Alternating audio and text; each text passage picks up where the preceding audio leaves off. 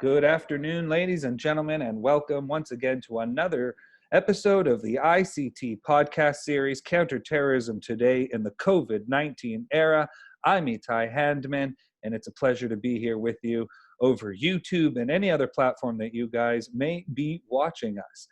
We've had some very, very interesting episodes over this series, and I am quite excited to introduce today's guest. She has been a guest on our program several times in the past, a lecturer at the IDC and around the world. She is as good as they come in her profession. This is Dr. Daphne Richemond-Barak. She's a senior researcher and head of the International Law Desk at the International Institute for Counter-Terrorism. She is the Law and Security Program head at the IDC Herzliya and a Modern War Institute at West Point as an adjunct scholar. She has an author of several books. Specifically in the past year and a half came out her book Underground Warfare, and it won a prize in 2019 called the Shakin Prize by the chair of geostrategy at the University of Haifa for its contribution to geostrategy of Israel and the Middle East. Dr. Daphne Richemond-Barak, how are you doing today? Oh, thank you, Itai. It's my pleasure to be here, and thank you for your really kind introduction. It's always a pleasure to have you, Dr. Barak. We could never have you enough on our program. It's always enlightening and insightful, and I personally always come away learning something new, which is the greatest part about doing this podcast, especially with guests such as yourself. Before we get into specific questions and whatnot, I want to make sure that you are healthy and safe and everything is okay. And what have you been able to work on during this quarantine time?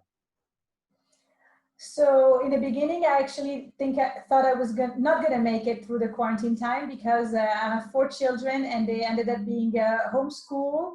But that was, of course, only a few hours a day and they had to be monitored. So I was a bit nervous about this, and also the whole moving online teaching revolution also took a lot of my time. So I spent a lot of time thinking about how to teach online, how to adapt. I did some research that we're going to discuss about COVID, and I've worked on other projects, and I have a book that's currently entering production on the International Court of Justice. So it's been keeping me busy, but mostly kind of like the balancing act of the last few weeks and months has been I guess in the end, quite an experience and a learning experience for sure. Most definitely. Something to write about in the future, that's for sure. Maybe. So as the quarantine got going, as COVID-19 really started to take over the global economy, the global world as a whole, we saw Israel as affected as just as any other country, specifically in the Western world. Our leadership here in Israel, for the most part, was trying to be on top of everything, shutting things down, being ahead of the curve as much as they possibly could. However, it was a very interesting time for Israeli democracy at the same time, as we looked at the fact that Israel just had completed its 3rd election on March 2nd in just over a year's time. There was now a need to put a government together. There was fractions within the country, specifically looking at Prime Minister Netanyahu's legal troubles and how was that going to affect forming a government, and did he even have the legal right to form a government, petitions to the High Court, all this while we're in a global pandemic, the economy is shut down. Maybe you can explain to us a little bit about what you wrote in that Jerusalem Post article that came out on the 5th of April. For anyone that has an opportunity, go back to read it in its archives. Amazing article. But maybe you can explain to us a little bit about the crisis in democracy and the delay in democracy and what you were advocating. Yeah, thank you so much, Itai. Look, it's true that in Israel, the health crisis and the political crisis took place more or less at the same time, in the sense that we got this 3rd election, which in the beginning we thought was going to get us out of the political quandary, because we thought it was going to be there was going to be a clear winner here and the government would be easily established. But of course, this is not what happened. And ultimately, there had to be negotiations and talks among, of course, Prime Minister Benjamin Netanyahu and Benny Gantz, but also involving the president, Ruby Rivlin, in order to try to really get Israel the stability, the political stability that it had been yearning for already for a couple of months, for over a year. So it was a moment of hope, and at the same time, there is the Corona crisis that the pandemic that is spreading across the world. And in fact, Israel had some of the first elections during that time, with a special voting booth being set up for people who were quarantined at the time, or people who had already been diagnosed with the disease. So there was a lot of thinking that was expanded at the time of the election in order to address the kind of health aspects of the pandemic that was growing around us. So that was quite quick thinking and to the point, and it was efficient.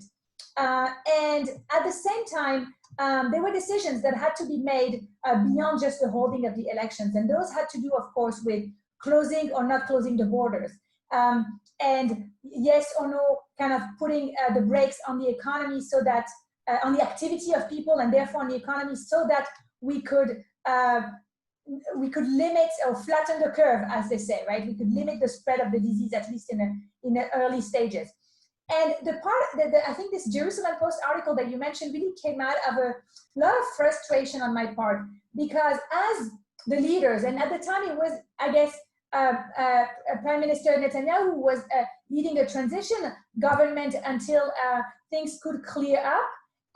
He was really trying to contain this crisis, working together with the head of the health ministry and the health minister. And at the time they were working, I believe, in a very small team, and they were trying to contain this crisis, and they were working day and night to do that. And meanwhile, my sense was that other political leaders who were less involved at that stage in the health crisis were continuing as if it was business as usual with the democratic process. But this democratic process could not go on, in my view, as if nothing was happening around it. So my sense was that in times of national emergency, and I guess this is what I'm advocating in the article, in a time of national emergency, the leaders, whether they are the candidates or whether they are the installed leaders, they have to come together, and they have to work together to address whatever national emergency is going on. And there has to be a rallying of the forces here, and kind of like holding hands. And I feel that we didn't see enough of that. We didn't see enough of that coming from the president of Israel, and not enough coming from candidate Benny Gantz at the time. Very interesting. I agree completely that sometimes political partisanship must be put aside, especially in national emergencies, to form emergency government if necessary, or to pass emergency law, whatever it may be, to put order back into the system, stability into the country in any way, especially when you are shutting down schools, the economy, businesses, public transportation, etc. And many questions. Maybe if I can just add one thing, Please. I don't think it should be postponed indefinitely, right? There's a way to say, okay, we're putting this on hold for another week or two, or for a month or two, and we give like a target date at which things are going to pick up again. And this has been done. It has been done even in the context of a health situation in England. So I'm not talking about something that doesn't exist, or something that is, I'm not inventing the wheel here. It has been done. It has been seen in other countries. Even elections where election campaign was suspended at some point in France because there had been a terrorist attack.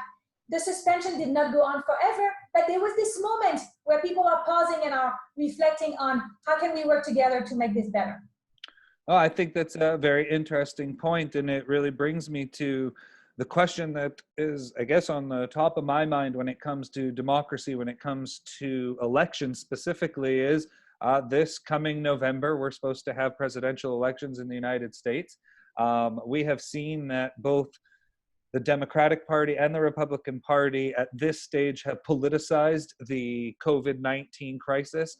As you mentioned, politicizing such an event could have consequences and ramifications on your democracy, on your stability of your country, etc. Then it might not be a coincidence that the United States is the hardest hit by this specific pandemic right now, be it in numbers of death and numbers of infected people. And then you look at the responses and you look at the fear mongering that is going on in the United States and the partisanship that is happening. If a second wave were to hit, how would that affect presidential elections in the United States? I'm not asking you to predict elections or how they'll actually occur, but the question is if a second wave were to hit, or if the United States can't get out of the mess that it's in right now with the pandemic, should elections even be going forward? And if they alter the type or how you vote in the election itself, will that have democratic ramifications on the process? Will people look at the election as illegitimate? I think it could be a real problem if they don't solve the partisanship about the pandemic. Yeah, so the politicization of the pandemic, unfortunately, this pandemic is a political crisis in and of itself now at this point. You know, when I wrote the article, it was still November seemed still quite far away, but today we are like almost in the middle of June, and I'm thinking November is around the corner. And with the whole Black Lives Matter and the incidents that are going on now in the United States, for better or worse, and of course this is a valid cause, but in terms of the pandemic, and I'm not an epidemiologist, but I'm really concerned about what this is going to do for the US. And in fact, it could really be the factor that that drives a second wave. I don't even know if it's a second wave because they didn't really get out of the first wave. Exactly. It's really concerning, and this could have ramifications for a few months, definitely getting close to the election. So in terms of what is this going to do to American politics, this is not my field, but I'm concerned about any politicization of this. And at the moment, in the US, it has become very partisan. And the United States is dealing with a lot of other issues at the moment that seem to have relegated the pandemic to second level of importance. And so really, this could have a major impact. It could either favor President Trump, or it could, it could go the other way around. It's impossible to predict at the moment. But definitely, I would say we need to be very careful about, number one, in the rhetoric, in the political rhetoric, the leaders and all of them, right? And in all countries should avoid politicizing this issue. And the people who want to demonstrate, and of course, again, for good reasons, they have to be extremely wary about keeping the basic health precautions. Right, because even with all the protests, and as legitimate as these protests are, and the anger and pain that this community is feeling, and that's why they are protesting, social distancing is not being practiced anymore. And if you haven't flattened the curve to begin with, this is only going to have a spike and a rise. And sadly, it's going to disproportionately, once again, affect the minority community, since they are the majority of people protesting right now. They're also the majority of people that have been disproportionately affected by the disease in the United States to begin with. So it seems very cyclical and a sad situation when they have to choose between legitimate protest over a legitimate grievance and a global health pandemic. But let's bring things a little closer back to home here in Israel. And I wanted to ask you about the legality of some of the stuff that our government has implemented during the COVID-19 crisis, specifically the tracking and monitoring of patients, if you will, people that have been infected. We saw that they enacted or had brought in the Israeli Shin Bet, the Israeli Internal Security Services, and allowed them to, via GPS telephone tracking and other means that they have available to them, to track potential patients and watch for the I guess, the passing on of the disease to other people and where they're going, which to a degree makes sense. But I mean, there's a real balance here that needs a high wire balancing act that needs to be looked at, because how much freedom is being taken away, how many of your rights are being taken away by the government in the name of global health or in the name of health? At what point does that actually stop? At what point do the citizens say, okay, enough is enough, you've shut down our businesses, public transportation, we can't leave our home, now you're tracking us? At what point are all of our rights being given up in the name of what? And in the next time, that won't be a global health crisis, but it might be a terrorist attack, or it might be a different sort of thing that we lose all of our freedoms. Where is the balancing act between the two?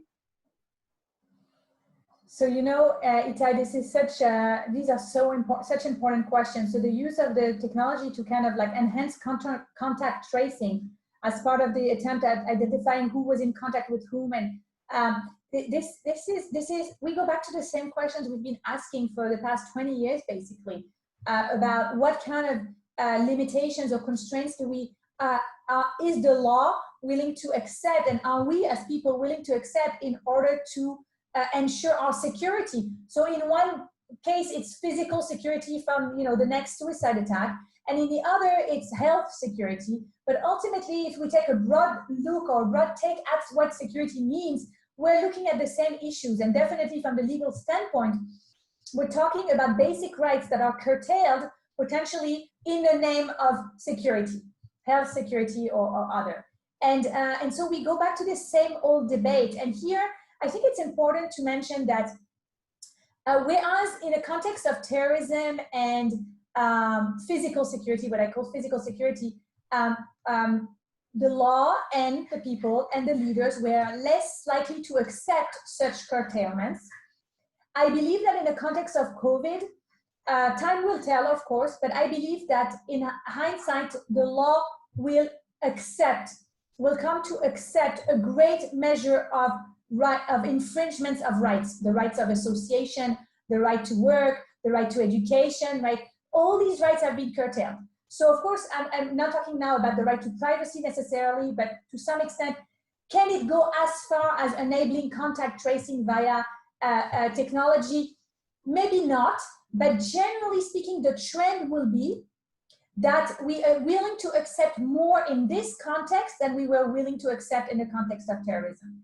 And courts, if the issue ever comes to them, let's say the European Court of Human Rights, will be more likely, I believe, to accept such curtailments and to tip the balance in the favor of the health. And that is because this is a global pandemic, that all states have taken these measures. There are many reasons behind it, but if we compare it with terrorism, I believe this is what we'll find. And I think what we're worried about is the same reason, again, for the same reason that we were worried about the additional curtailments of right in the context of terrorism, is that we're worried that these curtailments will stay put, that they won't go away, that these measures that we've accepted, that we thought were temporary, will no longer be. And in fact, COVID kind of like illustrates this in the best possible way. When does it begin and when does it end? That was the question with the global war on terror, and that is the question now with COVID. So that's the fear, and for that reason, we need to be very careful. And that's exactly where my next question was. At what point do we get our rights back? At what point do we demand our rights back? At what point does the government say, okay, yes, we have curtailed COVID-19 enough to say that we can relinquish some of these powers back to the people? And really, that is the biggest question here, because governments get drunk on power. One of the biggest fears that we have is that when governments take certain rights away from you, they're not going to give them back because it favors them. Why would they want to give it back? They now have a new control, a new power, which at the end of the day is what they want. And the biggest fear is that the person in charge at the time is not someone that's willing to relinquish that type of power. So how do we ensure that our rights are restored once the pandemic at least is calmed down to a point where we're reopening everything? Because I fear, and that is my greatest fear, is that they're going to say, well, no, COVID-19 doesn't actually ever really go away until there's a vaccine. And so while we're allowing everything to go back on, your privacy is going to be endangered. And then the fear of using that data to prosecute you for something completely not relevant to the pandemic in some way. And where do we see these potential abuses get halted? Right, so there's no answer to that. That's exactly the fear. That's exactly why we need to be very careful about what we're willing to accept and what we're not. If there are other methods to do contact tracing, then these should be privileged. And I think we need to put the brakes there and say, this is too much. We have the experience of terrorism. Terrorism isn't going away, and we can't accept these in the long run. So yeah, we have to come up with other ways and other methods. Or we need to circumscribe from the point of view of the time and the scope. we can say, okay, listen, we see a peak now in the infections. Let's say this is what's happening in Israel now. There's a major peak in the infection. We see that we're entering the second wave. We're going for the next 2 weeks. We're going to use this method, and it will end after 2 weeks. There needs to be checks and balances in place. It has to be very, very circumscribed. Yeah, I'm hopeful. And one major comparison, I think, is to look at the United States after 9/11 and see the enactment of the Patriot Act. And while a lot of people would sit there and say at the time the Patriot Act was the most important thing that we had, it was a way to combat foreign terrorism, domestic terrorism, et cetera, et cetera. But as you said, terrorism is not going away. The war on terror doesn't have an end date. So that means the Patriot Act doesn't really have an end date. That's why they've renewed things like that. And there is a movement within the United States that feels the Patriot Act infringes on too many rights and might have been good at the beginning, but now we're 20 years later and you're still using the Patriot Act, and people have seen abuses of the Patriot Act to prosecute for other crimes that have nothing to do with terrorism, but using the tools they have at their disposal, the federal government, to prosecute and get people for different crimes using the Patriot Act. So if we look at that as a comparison, is there a checks and balances that can be put in place, or what does the High Court of Israel need to, I guess, say to the government in the sense of, you can enact this because it's a global pandemic, but I want an end date? Is that what needs to be specifically put in place? Or what are the checks and balances? Because right now we've seen the court side with the government on these issues. So I think a blank check is not is not possible here. And I think there could be some kind of balance that is done, and this is what happens all the time with law and with these kind of measures, between the curtailment of rights on one hand and the necessity of the measures on the other. But the measures need to be proportionate to that need, right, to whatever needs to be achieved. So again, while I'm not greatly in favor of such measures, I could potentially conceive and see the court accepting a measure that is extremely well defined, subject to a review board that is made of people that are of the highest moral standard. And we've seen these kind of boards, or kind of like a supervisory panels kind of being established in the past. So there could be a review by the parliament. There could be a review by these kind of experts. There could be a term to the law. These are some of the measures that I think we could envisage. But again, they would have, and maybe we could have a periodic review also. We're going to take a look at the situation every 3 days. Every 3 days, we want to be convinced again that this is justified. Show it to us. Show us the numbers. Show us what you've been able to do, and that you wouldn't have been able to achieve otherwise. And involve, of course, the technology experts and the medical experts together. But that's all I can see right now in terms of the possibility of that happening. I think that's very interesting and worth exploring specifically, as we need, at the end of the day, we need the law to protect us and our rights that are guaranteed as citizens of this specific state.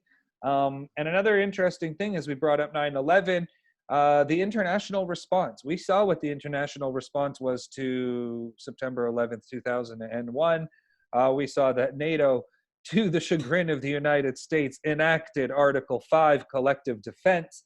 We saw the UN Security Council jump up right away, passing resolutions, allies right away talking, informing, and helping the United States in any way possible. But we see honest to God silence on the world stage when it comes to COVID-19 as a pandemic. Now, it has not risen to the level of the Spanish flu by any means. However, in this day and age, with travel the way it is, with the connections that we have with people and businesses the way that they're connected, there's a lot more contact between people than ever before. Why do you think that there hasn't been a true international response to this global pandemic? And on the other hand, why have we not seen the UN Security Council pass a resolution to this point? And does that have to do, again, with politics vis-a-vis China, their veto at the Security Council, and the fact that we saw China right away after it was called the Wuhan virus go after anyone calling it the Wuhan virus, that's racist, etc., politicizing the fact that you're blaming China. We saw that the World Health Organization succumbed to the pressure of the Chinese to do exactly that, hence the name COVID-19, which is its official name under health regulations. But we saw that the Chinese attacked anyone that dare call it the Wuhan virus. And does that have an effect, I guess, at the Security Council in fighting this on a global level? So I spoke earlier about my frustration in Israel vis-a-vis the political establishment not being able to kind of like face the health crisis and put the political issues on the side even for just a moment. But nothing compares to the great frustration of seeing the United Nations so paralyzed in the face of what is arguably the greatest global event of the century. So the fact that, of course, just to kind of like refresh our memories, initially the crisis was being handled by the WHO. It is still being handled by the WHO, but it was the WHO that was supposed to ring the bell, right? Kind of like pull the alarm on the world and say, okay, this is an epidemic of global proportions. And more than telling us what was happening, the WHO should also have shared with the world what it was unable to find out, what that it didn't know. And of course, without pointing the fingers at China to the extent possible, but being able to say, okay, this is what we know, and this is what we don't know, and if X and Y, this could potentially mean great, consequences for this and that reason. In other words, kind of like extrapolating on whatever information it could share with the world to get the world better prepared to handle the pandemic. So that's the WHO, but okay, the WHO is a body that cannot be compared to the Security Council in terms of its mandate, its powers, etc. The Security Council is entrusted with the primary responsibility to maintain international peace and security in this world. Every time that has been a major crisis, the Security Council, not every time, of course, there's been other situations in which it has been paralyzed like today, but let's put it that way, we expect the Security Council to at least examine a situation of such a global impact, of such a crisis. And what has happened is that the Security Council, even though on 2 occasions there were draft resolutions that were presented to it in order to, first of all, declare the pandemic as a threat to international peace and security, and then potentially take measures about cooperation, information sharing, guidelines, maybe also addressing the ceasefire proposal of the Secretary General of the United Nations, whatever, maybe beefing up, kind of like boosting the prerogatives of the WHO here, establishing kind of like a distribution of labor between the WHO and the Security Council. We've seen none of this because those resolutions never actually were adopted by the Security Council. And we're now in June, and to be honest, now, even if it worked, which I don't believe will happen, it's too late. It's too late, and it's a shame. And it will be added to the shame of the war in Syria, of having seen the Security Council not being able to step up here because of the fear of the veto. So there it was Russia, here it's China on COVID, but something's got to be done here in order to reshape the answer of the international community in the face of such a disrupting event of global proportion. And since you compared it to 9/11, I think it's important to say here that after 9/11, the international community didn't wait. A day or two later, there was a meeting at the Security Council and a resolution was adopted with far-reaching statements from the point of view of international law and the right to self-defense and the nature of international terrorism. This was even, initially it should have been even less political than 9/11. And yet we see none of this. So what we do observe from the point of view of the UN is that COVID-19 is behaving like the most political issues at the UN. The kind of issues that have paralyzed the Security Council, like the Cold War, like the war in Syria, and it's not behaving like a health crisis. Because if it were a health crisis from the point of view of the UN, then we would have had a resolution on Ebola, a resolution like we had on Ebola, or a resolution like we had on AIDS, but we didn't. So if we look at how COVID has worked out or played out within the UN system, we see it more similar, it displays features that are more similar to the gravest political crisis than even the gravest health crisis. I think that it's absolutely, excuse my language, but asinine that the UN Security Council cannot get their act together to deal with what has become a global issue that affects everyone, regardless race, creed, border, nation, state, religion, language. It makes no difference. I would like to ask you, why do you think, though, that they are politicizing COVID-19, unlike 9/11, for example? So this is all about the relationship with China, right? So there's a war of narratives here, and it has to do, by the way, also with international law to some extent, because as you may know, international law assigns responsibility to states for violations of international norms. So China most probably violated its obligation to notify without delay the WHO of what it had what was apparently some kind of new disease that was spreading really, really fast. Fine, that's one potential violation. But the more problematic violation would be to be responsible for the pandemic itself. And so not just violating the obligation to notify the WHO, these are two different things. And so if China is responsible for the pandemic and potentially have to pay reparations or compensate states for the loss of GDP or economic growth during 2020, that would be dramatic, to say the least. Like, there's few words to describe what that would look like. So China doesn't want to be held responsible for this, not politically and not legally, and therefore it is fighting a narrative war, which it fought initially within China. That was February, when Twitter was essentially shut down, and then it became a global fight for this narrative. And now we see the United States getting into this fight very, very actively for the past month or two, and therefore we can't get out of it. It's just become an issue, just like it became a partisan issue. If you look at it internally, it's becoming a major political issue internationally. We can only regret that, by the way, because we would like to think that what matters is people's lives and the treatment that they receive. And but that's just the way it is, right? The way it is that internally it's been politicized, like we've been speaking about on this podcast, and internationally it's the same process has been happening.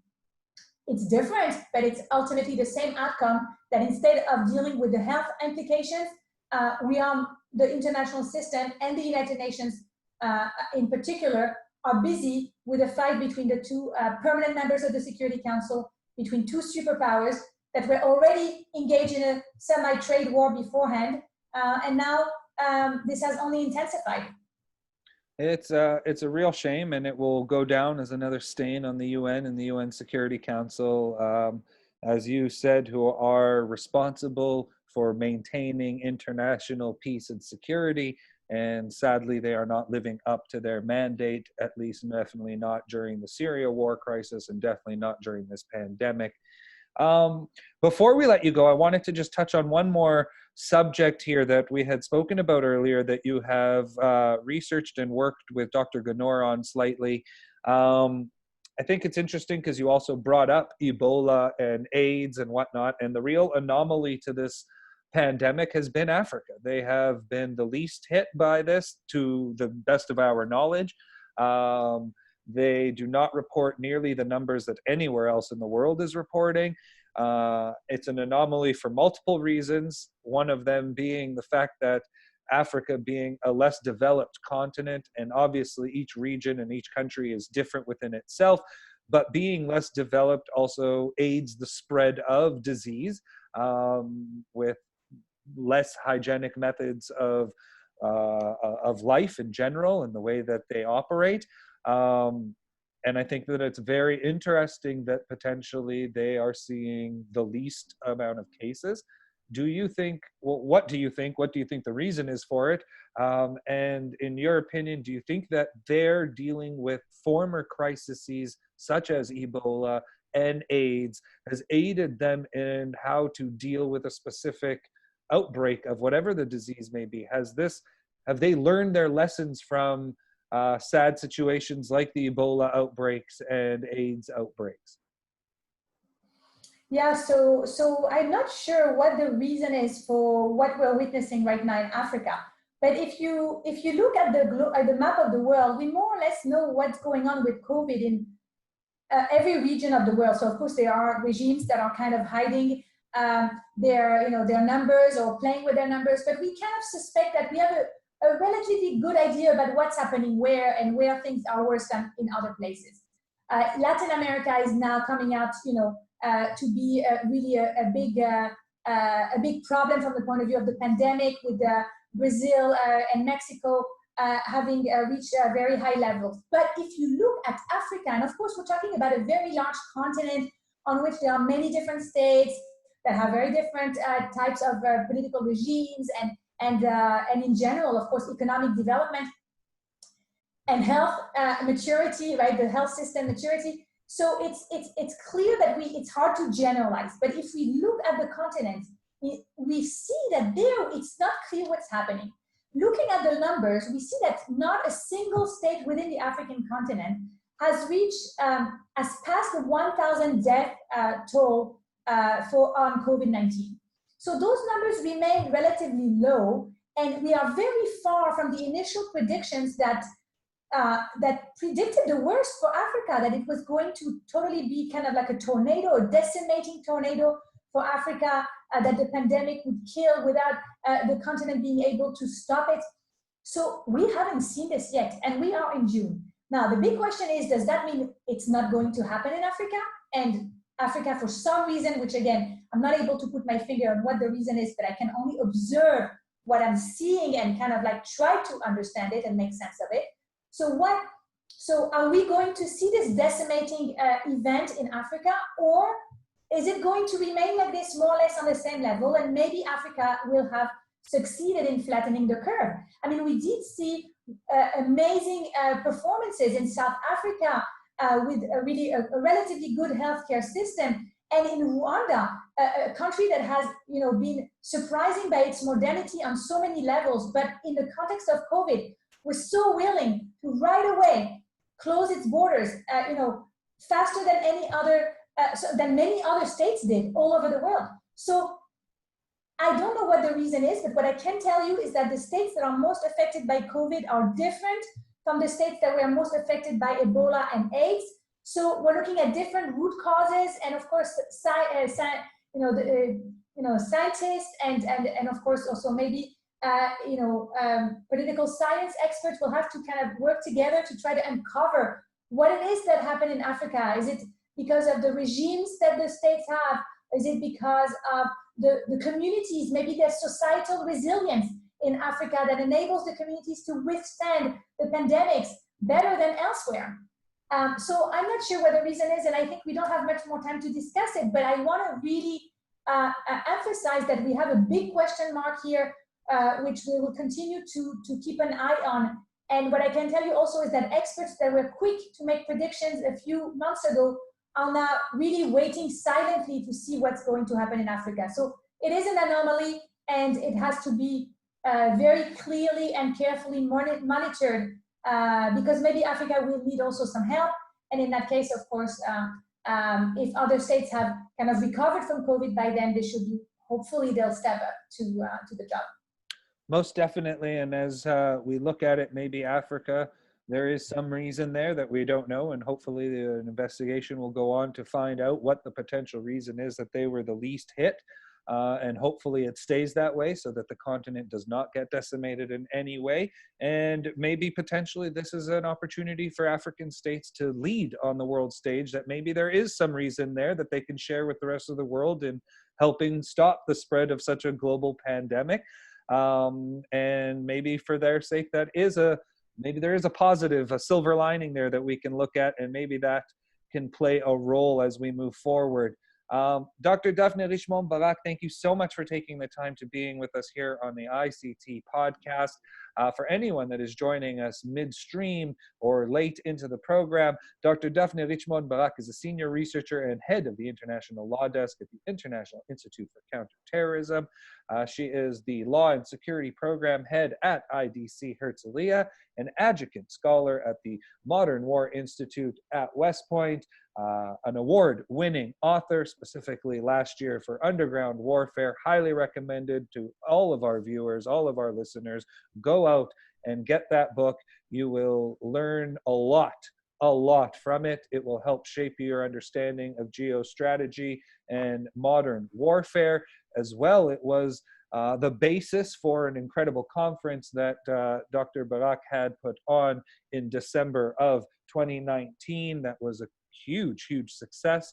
Look forward to another one of those. And before we let you go, Dr. Barak, maybe you can just let us know a little bit about what your latest book is. As you were saying, it's in the process of publication, basically, where it stands and what it's about a little bit, so our audience can get a little bit of a teaser and excited for your next work. Sure, it's a totally different book. You know, I spend a lot of time researching war and crisis, but I also, a piece of me is still really attached to peaceful resolution of disputes and international institutions. And we did speak about the UN, and as much as it pains me to see what's happening now with COVID, I follow very closely everything that's happening in the UN, in particular in the international judicial institution. And so my new book is about the International Court of Justice, which is the main judicial organ of the United Nations. It sits in The Hague. This is a book for anyone interested in politics and law and how they play out at the world's in the world court, in the world's judicial organ.